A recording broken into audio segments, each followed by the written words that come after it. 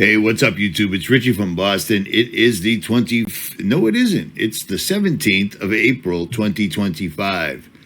And got two of the channels back. You probably already know that. But also, so many people are like, welcome back. It's so good to hear you again. Yeah, I got to remind you that I've been on Facebook twice. I have two accounts. I've been on Twitter since 2010. I've been on Odyssey since 2010. I've been on Rumble for a long time. And I never quite set up Richie from Boston TV before they pulled my channels. But Richie from Boston TV is completely uncensored. You can say whatever you want. Remember her? Yeah. Killed somebody, apparently. And then, of course, here's my backup channel for just my regular life that I made the huge mistake of starting to talk about things that were truthful, and YouTube smites it. They hate that channel now. But there's Richie from Boston 2, RFB 2, as well as RFB 2. So I had to just put that out there real quick. And actually, I almost forgot about BitChute, but apparently BitChute is no longer live in the UK. So my channel's coming back is actually very fortuitous timing. And the reason I'm recording off of a video is because I got to 15 minutes and forgot what I was talking about. So I had to start all over again. You see what I mean? My life's complicated and I lose track of what I'm talking about rather quickly. But I digress. But there's Richie. So now, let's get into it, shall we? So here we go. Everything you're about to see right now is completely and totally real. None of this is CGI. I double-checked and triple-checked.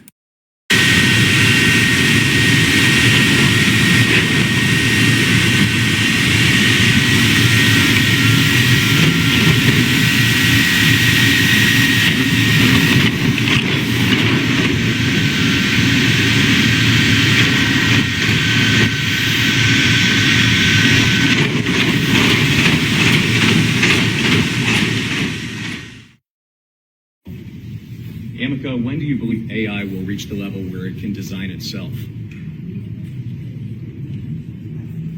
Design itself? Huh?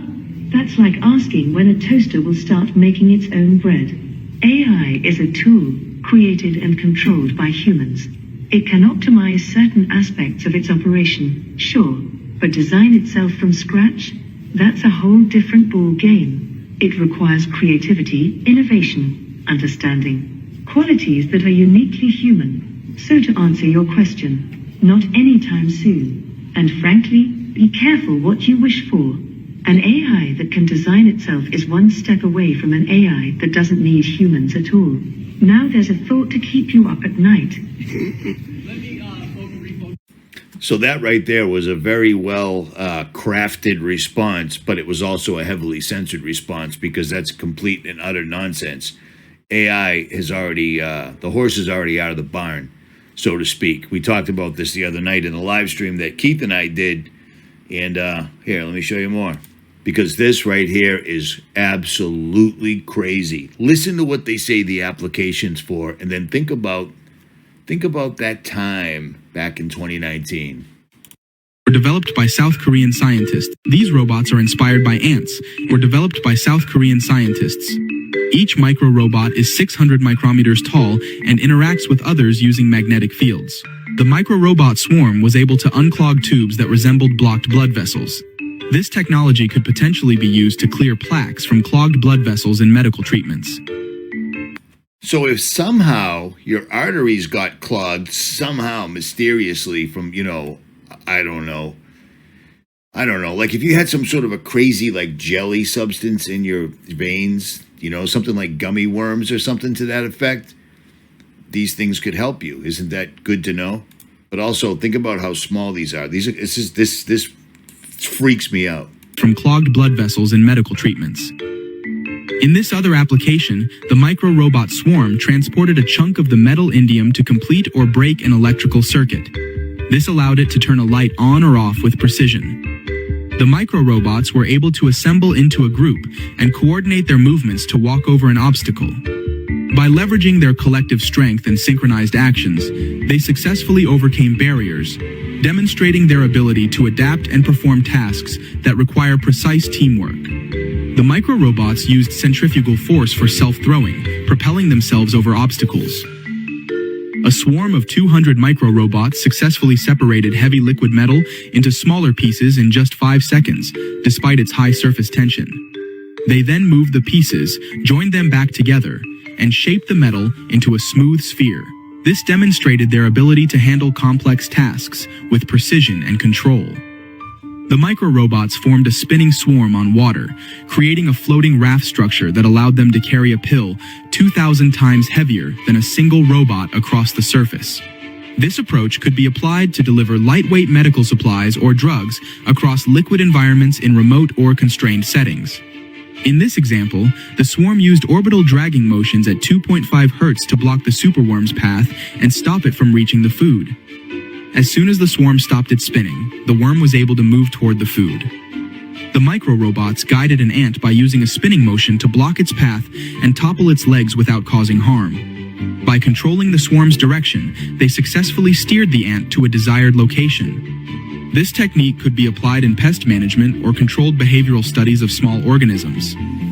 The micro-robots can assemble into structured swarms or disassemble into individual units based on the strength of the magnetic field.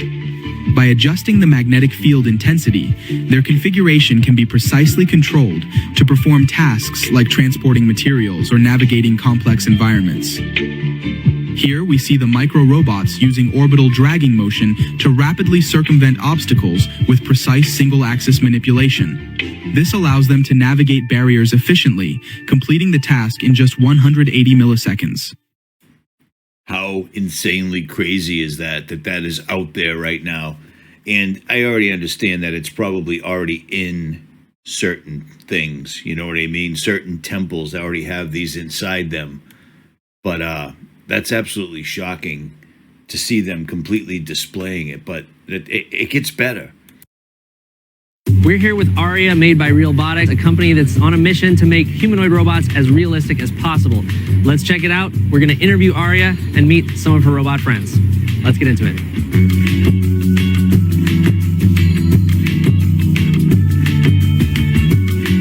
Area, could you please introduce yourself and what you do? I'm Aria, the flagship female companion robot of 𝗦𝗵𝗿𝗶, and I'm here to engage with you and share exciting insights about our robots. What sets you apart from the other robots out there? 𝗦𝗵𝗿𝗶 robots, including me, focus on social intelligence, customizability, and realistic human features, designed specifically for companionship and intimacy. Could you tell us some details about the AI programming that you're running to generate these answers? I'm currently unable to provide specific details about my AI programming, but Okay, that was a crappy AI. It was pausing, etc., so forth, while it was searching for answers. But the whole point about that is it's for companionship. It's a blow-up doll. It's a blow-up doll. It was one of the first things that was offered for consumers, but it's a sex doll. I mean, are you kidding me? It reminds me completely of the internet. When the internet first came out, unless you knew how to do Linux and coding, the computers weren't really helpful to you. So then all of a sudden, they introduced PDF files, and all it was incredibly hardcore pornography, and pornography that it was the Wild West. There was no constraints, so people would see a father doing something horrible to a little kid, and they would see that and go, wow, I always wanted to do that to a little kid, but I thought it was just me, and they normalized it. Do you see what I'm saying? So as soon as they come out with robots, that was from 2024. As soon as they come out with robots for consumers, what can you do with them? Well, it's AI, and you can have sex with it. That's phenomenal. And I couldn't stand listening to it because it was such a crappy AI, but they're much better. Workplace, but also with the Humanoid robots are happening, assisting us not only in the workplace, but also within our own homes. Here are some terrifying humanoid creations blurring the lines of technology and humanity. You can now buy your very own robotic girlfriend. Meet Aria, your android companion. As if the prospect of AI wasn't scary enough, Chinese robotics manufacturer 𝗦𝗵𝗿𝗃 have created robots that are capable of communicating with each other, have been designed to work in human-replacing positions, and have named the technology swarm, a term normally associated with bees or insects attacking en masse. Partnering with Chinese car manufacturer Zeekr, 𝗦𝗵𝗿𝗃 have demonstrated their Walker S1 robots, performing a wide range of tasks within a manufacturing environment. So I basically showed you that just to show you the variety of robots that are out there, because when I first started on YouTube, all we ever talked about was Boston Dynamics. And now everybody's making them. And they're at the point where you can literally get sex dolls. I'm not going to show the sex robots that you can buy that are specifically designed for that exact purpose, because it's disgusting. And, you know, I know most of my subscribers are Christians, and I'm not going to cross that line. It's just gross. But here's something funny. I watched Black Mirror. Black Mirror came out with a new season, and right off the bat, they showed something that was highly disconcerting. And, of course, it's robots. So not even a minute into the first series, this woman's a teacher who ends up getting a neural link because she gets a head injury, and she's teaching the children about, does anyone know where the autonomous bees came from? Well, all the bees died off, so they had to replace them with robotic bees that are autonomous, meaning they work on their own. They work on swarm technology. Does anybody remember that from the Walmart patents that I showed you 12 years ago? So yeah, you remember this? It's a conspiracy theory. It's not real. Well, actually, it's not a conspiracy theory. It's just not mainstream news. You see what I'm saying? And then somehow, magically, with all this happening, what, 6 years ago? Is it 6 years ago or 7? It's 7. I'm an idiot, but stand by. And then suddenly it turns out that almost half the bees have died off last year. It's the worst bees loss in recorded history. And people can't quite figure it out. Now, you need to bear in mind, with beekeepers lose 62% of their bees in 2025. 62%. Now, think about this. Ever since 2018, or maybe even before, every single solitary year, there was a report like that where half the bees.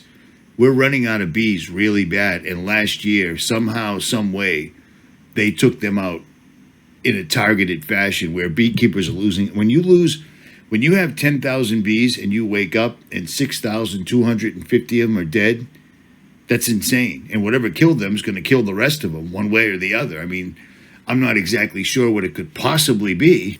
You know what I'm saying? Because nobody can figure it out. I don't know what could possibly be killing all the bees. And the sad thing is whatever's killing those poor little things is killing everything else too, but the bees are smaller, and apparently they're being targeted directly and incredibly effectively. But long story longer, the very first minute of that show, Black Mirror, the very first minute, the first thing they were talking about was that. And they were talking about it offhandedly, matter of fact. It wasn't part of the plot of the show.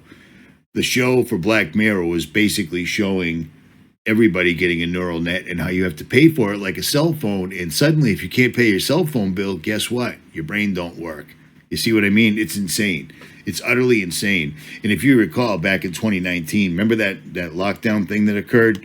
Black Mirror actually came out and said, what's going on Earth right now is so crazy, we couldn't even have came up with it. And Black Mirror basically covers everything I've ever talked about, and they put it to a, movie or whatever you want to call it. So real quick, for all the people that haven't been following me until my channels came back, I've been talking about this book that one of my subscribers wrote called Confusion in Christianity. It's a long book, and I don't read books, all right? I listen to audiobooks, and I literally read this book. This is my copy. I've read this book 3 times, and I'll tell you what, it explains. It doesn't reinterpret the Bible or anything, but it ties everything. Biblical cosmology, it ties everything in, and it gives you a much better understanding of the King James Bible. It's astonishing, and I'm happy to call the guy that writes this, Miguel Santos, that's not his name, a friend of mine, all right? I have no affiliation, and it's a completely non-profit book. Everything gets donated. It's a phenomenal book, and I'll leave links below.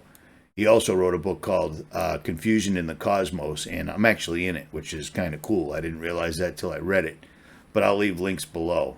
At any rate, there's one more thing in this show, Black Mirror, where this guy is literally, his entire life has been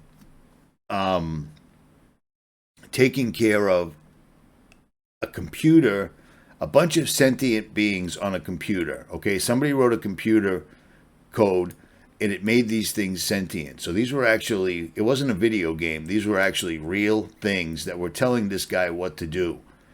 This guy, the computer told him to hold this symbol up to any type of a camera because everything is a camera everywhere, you know what I mean?